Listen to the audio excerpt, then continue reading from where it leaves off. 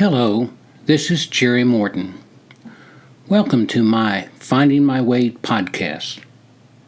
This is podcast number 35, titled The Beginning. Podcasts 34 through 61 are stories from the year of Army training I experienced. The training started in August 1966 and ended in June 1967. The stories are published in the book Reluctant Lieutenant from Basic to OCS in the 60s, which was published by Texas A&M University Press as a military history. The Beginning is an account of my interactions with the beginning of basic training and the Screaming Sergeants. It is recommended that you listen to the Army training stories in the order in which they are presented so that you can appreciate the full contextual richness of the later stories. The Beginning. They were there waiting for us, the sergeants. Move, move, move, get out of there. Form up in a line, quick, look, you're in the army now. They were screaming at us from everywhere. It was chaos.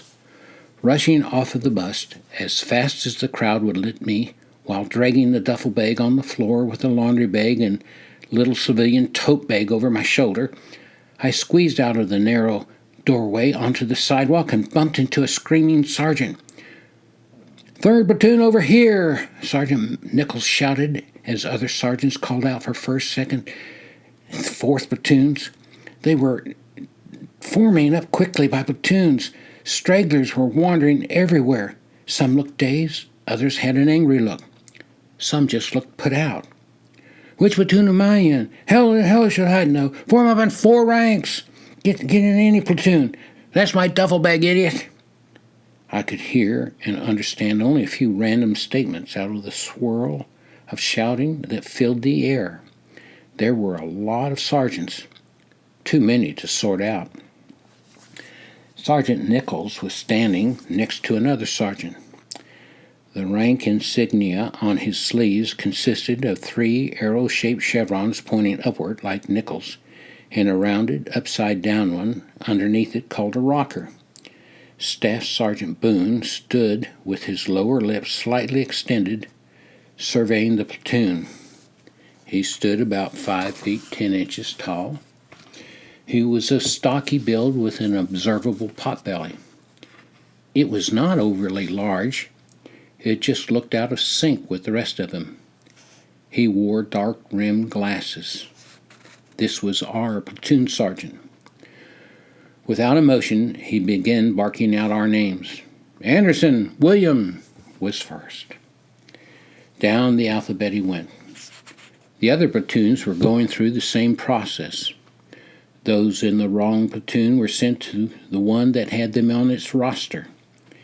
In short order, it appeared that most people were finding their little place in the Army's grand plan. "Third platoon, you're on the 3rd floor," Sergeant Boone shouted. "When I tell you you're dismissed, you are to go as quickly as you can to the 3rd floor. You will select a bunk. You will make up the bunk with the mattress cover, sheets, and blanket that are on the bunk. You will take possession of the wall locker to the left of your bunk. You will prepare for inspection of your bunk, your wall locker, and your gear. The inspection will begin shortly after you enter your platoon bay. The company commander, Lieutenant Brown, will conduct the inspection. Are there any questions?" The barking sergeant's words were more statements than questions. All kinds of sergeants were walking around, glaring at various ones of us as we stood at attention. Periodically, they would seem to converge, to mumble something, and then scatter for more glaring. A thin black guy in the platoon to my right seemed to draw a lot of attention. His face was covered with a short curly stubble and myriad little bumps. One sergeant got up close to his face and screamed something about his sloppy appearance. The guy screamed back at the sergeant, something about not being able to shave. We were stunned that he had shouted at the sergeant. So was the sergeant. He got red in the face. His fists were clenched at his side. He spoke in a loud, rapid voice. It was too garbled to understand. He was definitely pissed. Others were also attracting the various sergeants' attention. They seemed to be particularly irritated by people smiling or coughing. There seemed to be an ample supply of both. I was determined to remain anonymous if that were at all possible. An Asian-looking sergeant with 2 rockers under his 3 chevrons centered himself in front of the 4 platoons and shouted out something that brought the platoon sergeants to the front of their platoons. They stood at attention facing him. It was clear that the Asian sergeant was a warrior. He had deep lines in his face and a lot of patches of one kind or another on his uniform. There appeared to be no fat on his body. He could have started out in a slow trot and kept it up for the rest of the day. It was clear from everything about him that you did not want him on your case. "Bring your platoons to attention!" shouted the agent sergeant. The platoon sergeants looked over their right shoulders and shouted in unison, "Platoon, attention!" Silence mostly fell over the group. A few of the new recruits kept talking. They had made a mistake. Their respective assistant platoon sergeants ran to them and hoarsely whispered things that caused them to be silent. When silence was present, the warrior, Sergeant Soto, spoke. Without the slightest hint of a smile, he welcomed us to Charlie Company of the Nth Battalion of the Nth Brigade of the something or other Army. He said he was Sergeant First Class Soto, the company's senior drill instructor. We could talk to him about our problems any time he was not too busy to hear them. He had a slight Asian accent. I doubt that anyone wanted to point it out to him. After his brief introduction, he uttered a few sharp, barking words that were unintelligible to most of us, but caused the platoon sergeants to turn and order us up to the platoon bays at a run. When we got to the double doors in the center of the 4-story cinder-block building, the real chaos began. People fell down. Duffel bags got separated from their owners. The owners tried to fight the tide with marginal success. Behind the mob were the sergeants. "Move, move, move!" they screamed. The next hurdle was the stairwell. It was a sea of cursing people that rippled like the kicked sides of a snake, whose only goal is to escape the pain. Steel-framed cots with spring-supported metal webbing holding thin, folded mattresses that were in neat rows across both sides of the long walls. Everything was neat and clean as we burst into the 3rd Platoon's bay. Immediately bids were claimed, duffel bags and the like piled up around them. I unfurled my mattress and began making up the bid. Someone seemed to know the Army way of making it and was showing a friend. Several of us gathered around and watched. Someone else seemed to know how to put your stuff in the locker the Army way. In short order, the 3rd Platoon's bay began to look neat and what we thought was the Army way. A routine was thus quickly established. Someone would have a way of putting up something that seemed impressive, and the rest of us copied it. Another person said that he had a friend who was in the Army, and he said that the sergeants wanted your shaving gear to be really clean. Guys started to clean out their safety razors with their toothbrushes. My shaving gear was in bad shape.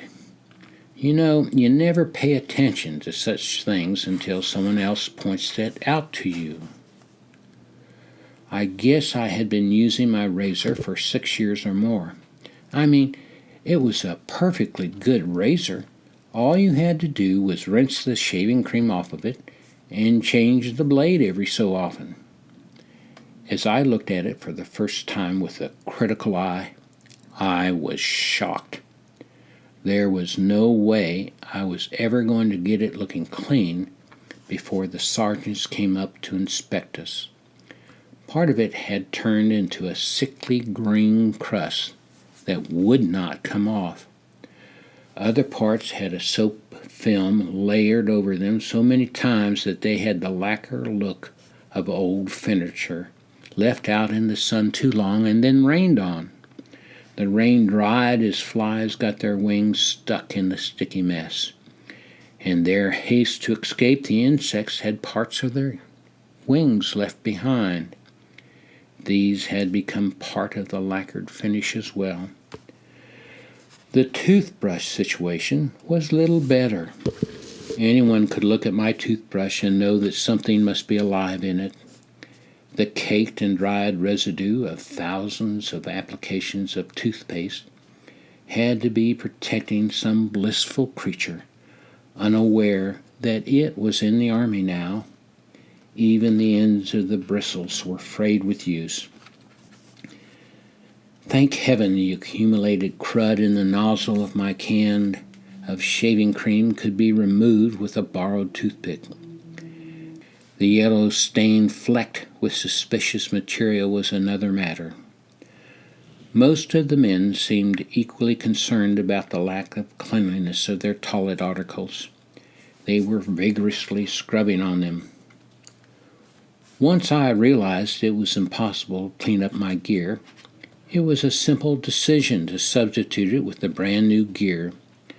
I would simply bury my regular razor and toothbrush in the laundry bag. Part of me shuddered at the thought of my toothbrush touching all of those filthy clothes. What the hell? I would clean the toothbrush before I put it in my mouth again. Simply opening my laundry bag was an unpleasant task. It smelled bad just to be within a hand's reach of it. Opening it allowed the smell of stale sweat, rotten kitchen food, and other unpleasant but unidentified odors to be rushed into your nostrils in one big whoosh. Bad business indeed. Part of me felt a little guilty about hiding this stuff. It was what they routinely did in OCS because everyone knew it, and the Army condoned it, or it would not be what was done, went my reasoning. I just had not known that I would have to do it in basic training, too. Word went through the platoon bay that the sergeants and Lieutenant Brown had started inspecting 1st Platoon down on the first floor. We could hear them yelling and screaming and throwing stuff. It was bad. Apparently people had a lot of stuff that the lieutenant did not want them to have. Candy was a definite no-no. God, I had a couple of candy bars and some chewing gum in my locker. Into the laundry bag they went, along with several other items of possible contraband or dubious cleanliness. The laundry bag was stretched to near bursting. Boy, did that bag stink! I doubted that I would eat anything that had been in there. I just had to get it out of sight. One thing seemed certain. No one but me would voluntarily put his hands into that laundry bag. We all had our laundry bags tied to the end of our bunks in basically the same manner. Rumor had it that that was the Army way. Any other way would get you in trouble. "Attention!" barked Sergeant Soto. We all froze in place. The room was filled with bodies as still as ice. The lieutenant walked in. Eyeballs rolled to the floor.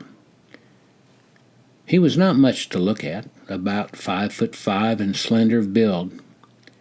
He was not skinny, just wiry. Dark-rimmed glasses, just a little too big for his face, sat on the bridge of his nose. Bright, white front teeth were his most prominent physical feature. Their white tips picked through his closed mouth. His head was topped with coal-black hair that stood up on its short stubble like a 1950s crew cut. If his skin had not been white, he could have been a model for the Sergeant Fury in his Howling Commandos comic book. No, he would not have been Sergeant Fury. He would have been one of the North Korean commies that Sergeant Fury routinely blew away with a machine gun tucked under one arm and a long belt of ammo supported by the other as he screamed in bold type, "Rah!" "Stand in front of your lockers for inspection now," boomed Sergeant Soto. "Stand at attention in front of your locker, soldier," he screamed at the unlucky man whose locker was closest to the door. We all flinched. A few coughed. My locker was about 2/3 of the way from the door, where they started inspecting. The inspection began with the first guy in my row. "This shaving gear is filthy. It's gross," Lieutenant Brown said, his voice tinged with disgust. He slammed down the razor. It seemed to echo in the silence of the room. The coughing started again. The next man's principal sin seemed to be his filthy clothes. He started to explain. A quick look from Lieutenant's black eyes shut him up. Disgust was then layered upon the young man for lacking any pride or common sense for his personal hygiene. And so it went until they got to the man beside me. The lieutenant lost it. In one quick motion, he slipped everything out of the top of the man's wall locker, items scattered throughout the bay, skimming over the floor and ricocheting off bed legs before coming to rest in both obvious and hidden places. "I just left the DMZ. People are ready to kill or be killed at a moment's notice. And this is the shit they are bringing in to be combat troops. I just can't believe it," he screamed. He was in my face. I braced at attention. He was close. If I had not been so bothered, I probably could have smelled his breath. Sergeant Soto stood behind him. His arms were behind his back as he stood crisply at parade rest. His straight-ahead stare bore into nowhere. Slowly, the lieutenant looked into my wall locker. Reaching over my shoulder, he gently picked up my safety razor. Turning the handle, he opened the blade holder. He held it close to his glasses and then lowered it to his side as he moved directly in front of the open locker. He moved the few clothes I had hanging in it and picked up the army dress shoes I had just finished polishing. In his methodical way, he turned them in several directions before gently returning them to their original spot. Moving the razor to within an inch of my nose, he loudly stated, "This is the cleanest razor I've seen all day. This is the way it should look. Good job, soldier." He gently replaced it in its original position. He turned to go to the next man. I felt relief. I had made it through my first encounter with the real Army in fine style. Sergeant Soto reached into my locker and retrieved my razor from its resting place. Just as Lieutenant Brown was squaring up in front of the next man, Sergeant Soto whispered something in his ear.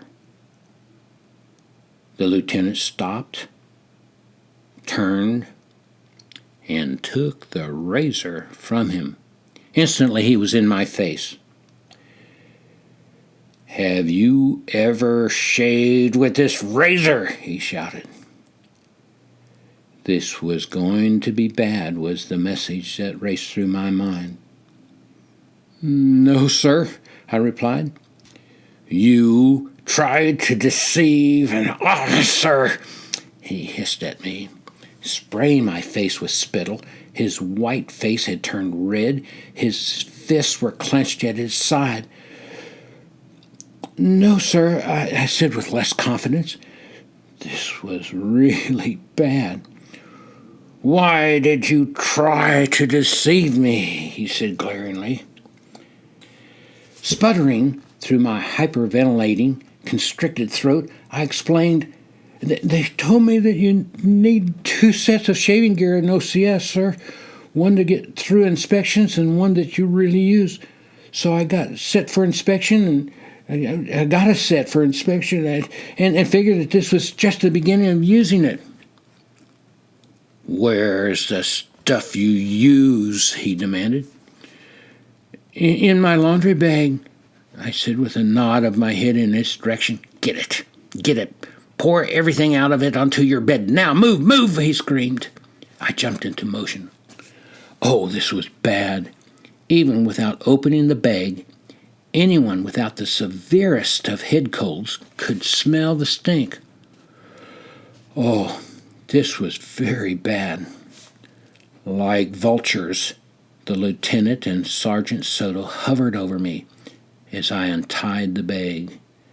I turned it upside down, and everything came out. Filthy underwear, dirty socks, the rotten food-drenched KP T-shirt. Lieutenant Brown did not touch anything. Hovering over the mess, he slowly surveyed the scene. Pointing to the razor, he hissed, "Pick it up." God, it was filthy. I was truly embarrassed by this previously unnoticed filth in my razor. The lieutenant shook his head, his eyes locked on mine.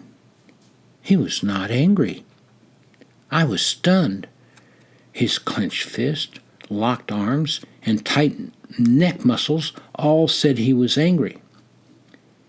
His eyes were calm.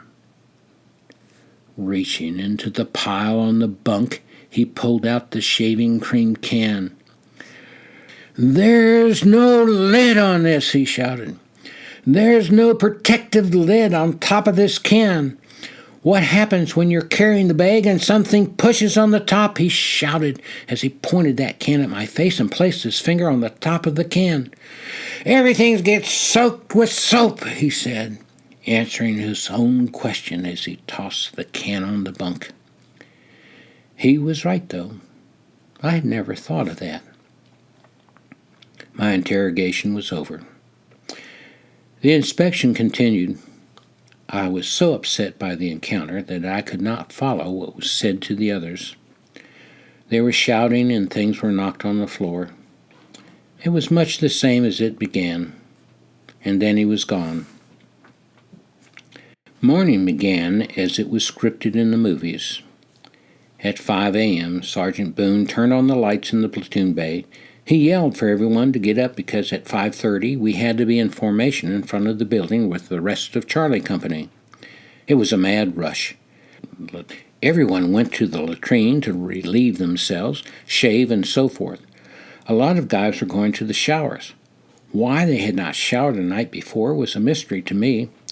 30 minutes is not much time to get into your army clothes, make your bunk, and have all your toiletries placed back in the right spot for surprise inspections during the day. Some guys were still lying in their bunks when I got back from shaving. The guy directly across from me really seemed to be sawing logs. Everyone was moving so fast that no one had time to spend on someone else. The guy could pay the price for his extra sleep if that was what he wanted. "Everyone out," came the order. We rushed for the stairwell. I was dressed and ready to go. Just a few of the others had pre-planned as I had. They had laid their morning clothes out to jump in at the first wake-up call, socks stashed in their combat boots to make them easy to find and slip on, and black web belts already inserted into the loops of their pants. Anyone who had not done these things was in trouble. As we joined the mob from the other platoons rushing down the stairs, people were tripping over their own or someone else's untied shoelaces. Some dude had dropped his belt in the middle of the stairwell while he was trying to put it on. He had the bad judgment to stop and try to reach for it. The uncontrollable momentum of a couple of hundred men flowing down the steps bowled him over. He tumbled backward, partially supported by the legs of the people he fell into. Several others fell in the process, but the herd of men could not be slowed. By the time I reached the double-glass doors on the first-floor landing, the glass in both of them was vibrating from the constant slamming against the walls. It was a miracle no one was pushed through the glass. Over the roar of combat boots stomping down the stairs could be heard the voices of various sergeants ordering people to move faster. Dashing from the lights of the building into the darkness of the night left most of us blinded. It did not, however, stop us from running. It was a bizarre obstacle course. You could not quite tell if you were moving into an object or the object was coming towards you. Only the voice of your platoon sergeant guided you to the right spot. "Company, attention!" Sergeant Soto barked. It became mostly silent. A few individuals kept talking. They were sweet fly paper, and the sergeants were the flies. "Don't you understand English? Why are you so privileged to talk when no one else can?" "Shut your mouth, stupid!" were some of the biting comments the talkers received. "Company!" shouted Sergeant Soto.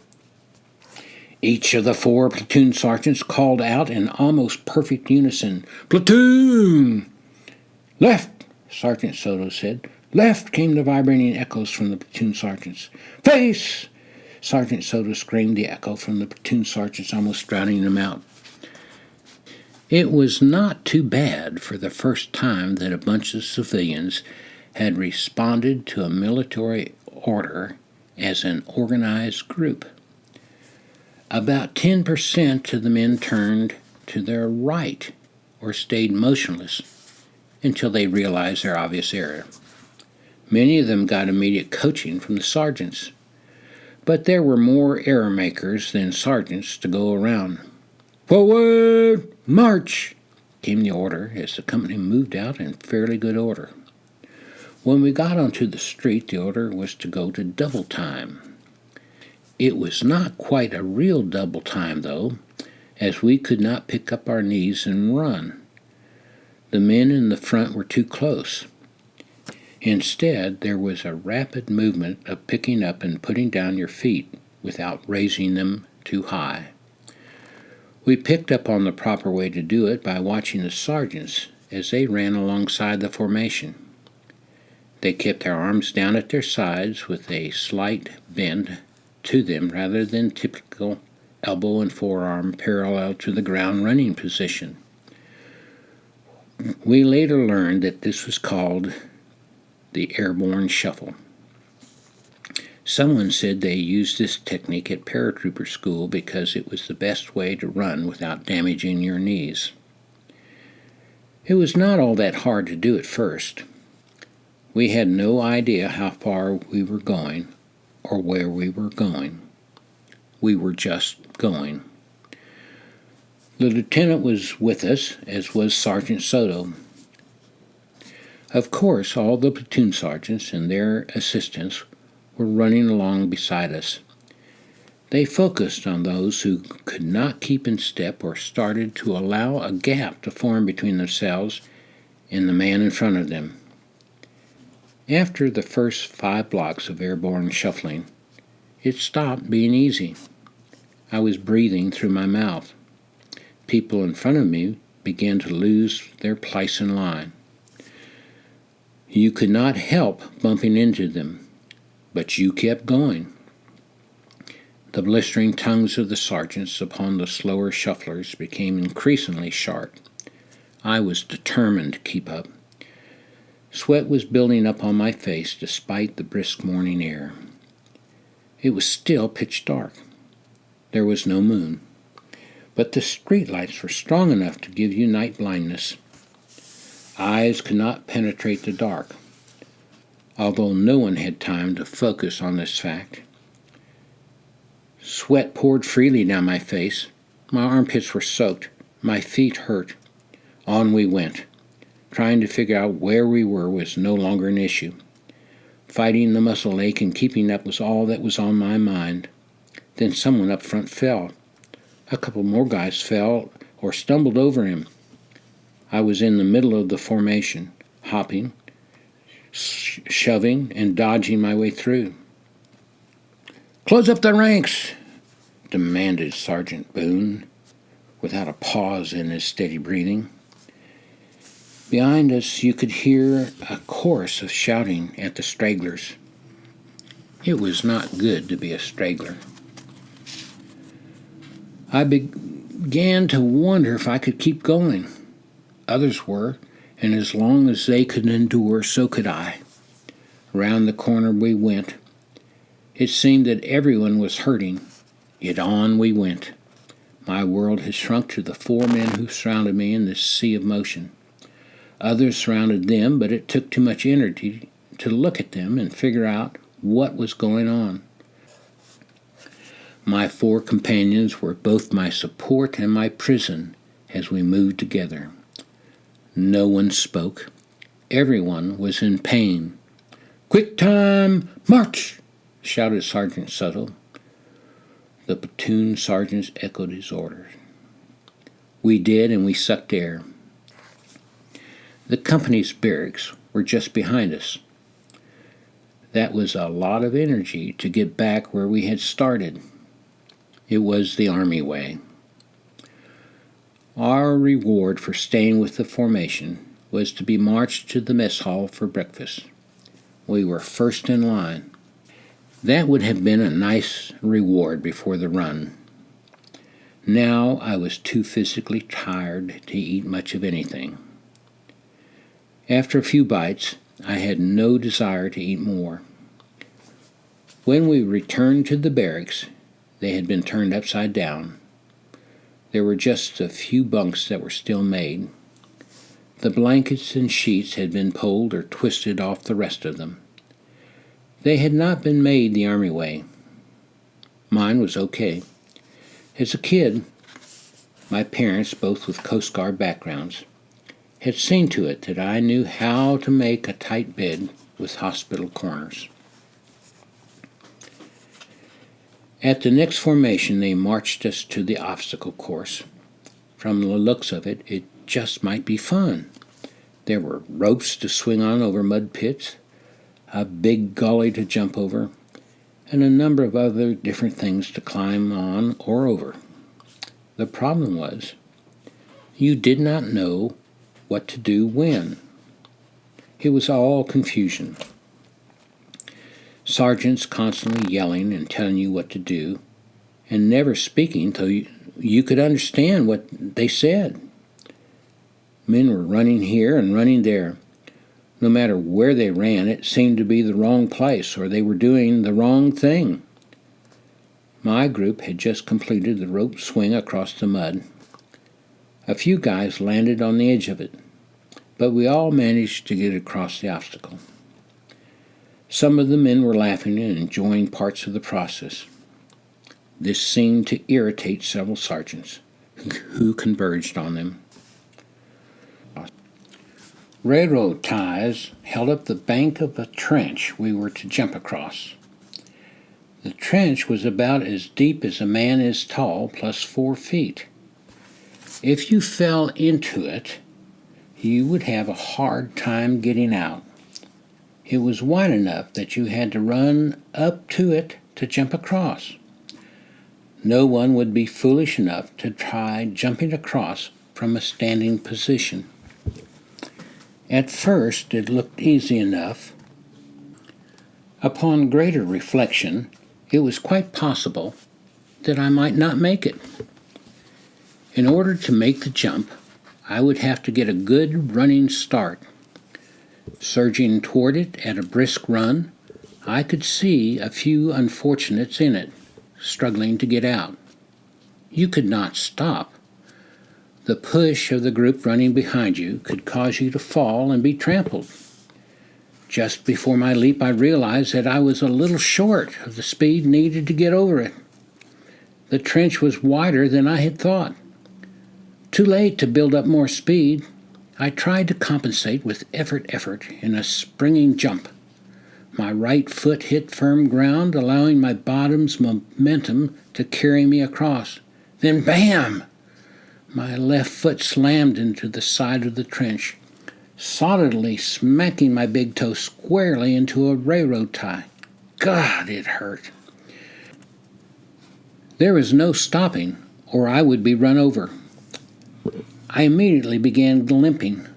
No one seemed to notice. No one cared. Damn! I knew I could not let my body be hurt here. It was going to be bad enough with a whole body. I would just have to go on. My toe throbbed all day. There was never any time to take off my boot and look at it until we returned to the barracks. Our next task was going through the Army physical fitness test.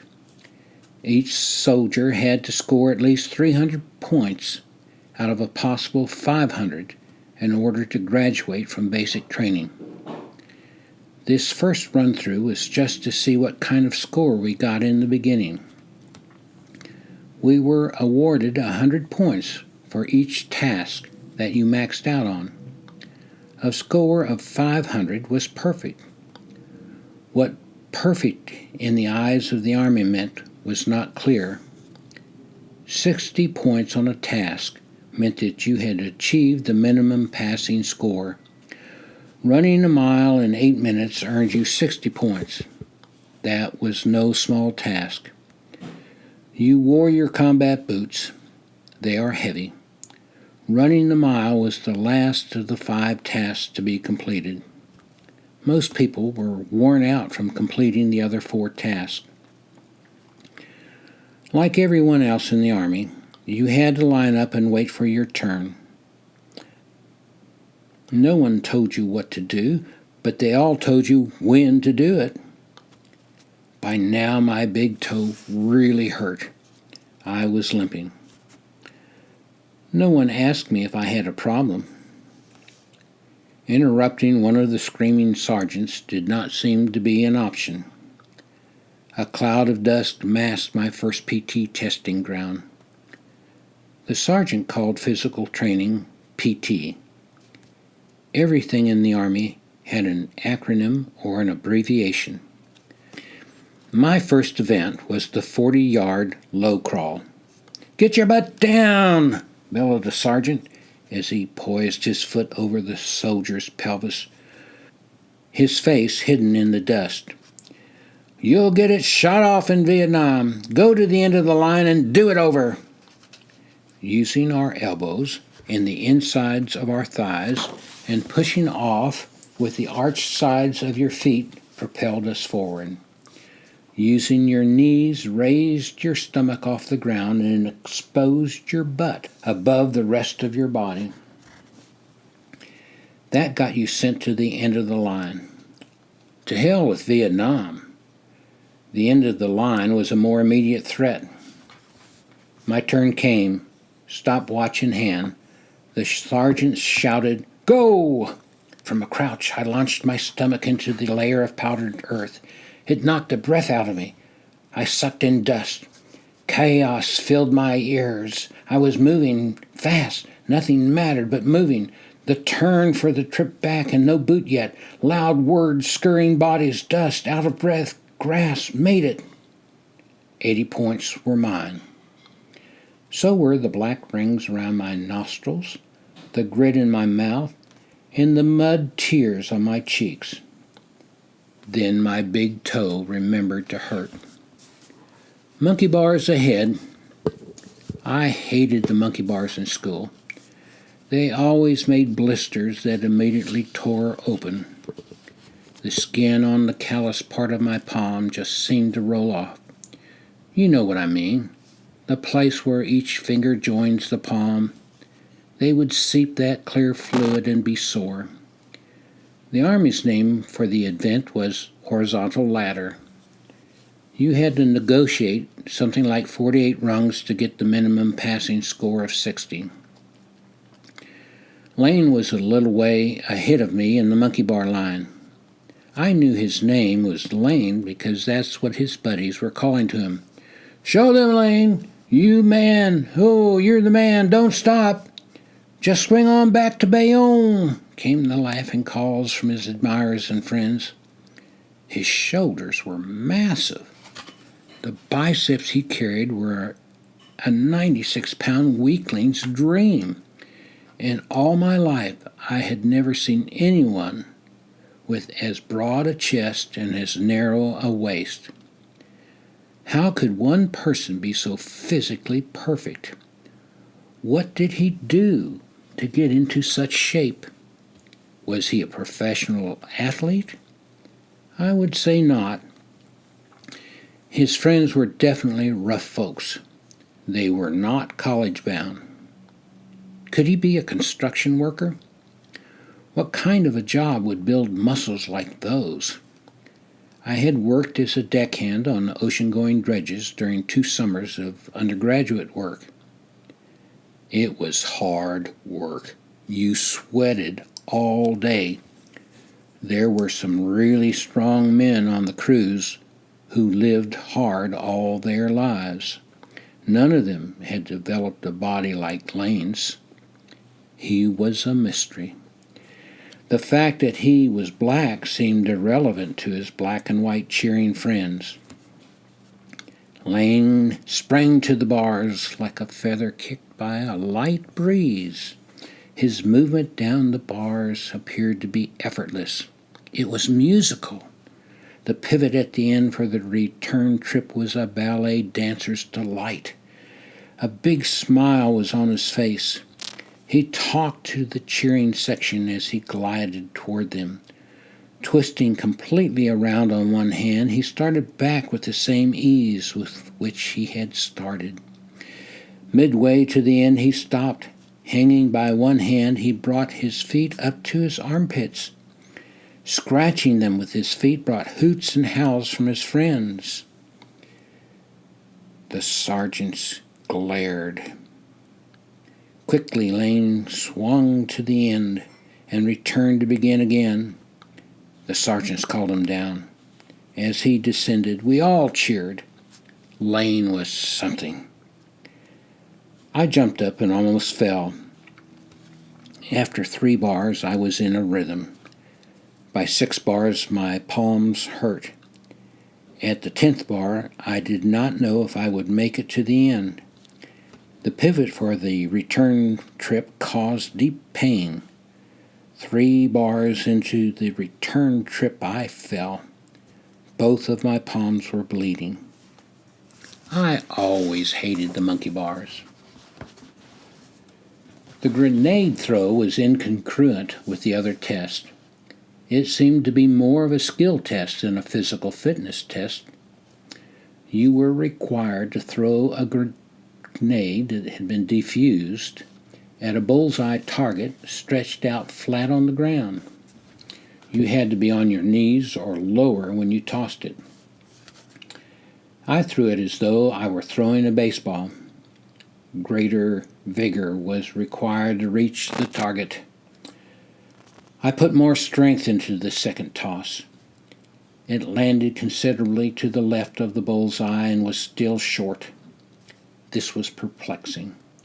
My shoulder muscles were hurting. I had always prided myself on my throwing ability. Why was I having such difficulty? Surely I had not gotten that badly out of shape during my 2 years of graduate school. Yes, I had put on 40 pounds. 180 pounds on a 6-foot frame hardly fit my idea of fat. After the third and final toss, I was depressed. The 20 points the sergeant awarded me did not help. I was out of breath and physically shaking after putting all I had into the mile run, for which I earned 60 points. I had a total of 300. Being minimally competent physically bothered me. My toe hurt and clear fluid was seeping from my palms. I was going to have to do much better. The march back to the barracks was a time of deep reflection. So far, my first day in the Army with sergeants directing my activities had not been pleasant. Again, bedding was ripped off the mattresses. Some of the mattresses were on the floor. Wall lockers were empty, their contents scattered around the bay. No one was spared from the destruction. No one had prepared everything the Army way. One exception did exist. The bunk across from mine had been put back to its original condition when we had first gotten off the bus. The mattress cover had been removed, and the mattress was folded over itself, leaving the cot springs exposed.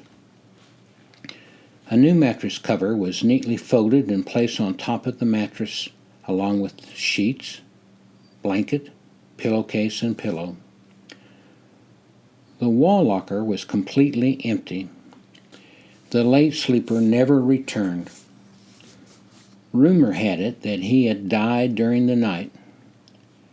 Somebody said that Sergeant Zarconi had told him the guy died of pneumonia. We had to get ready for the next day's inspections or face the same chaos. There was no time to talk about the empty bunk. I do not think anyone knew the guy's name. Mandatory lights came before we were ready. My bruised and bloody toenail was going to fall off. There was nothing to be done about it. I knew the process. I had lost a few toenails and fingernails in my time. You just went on.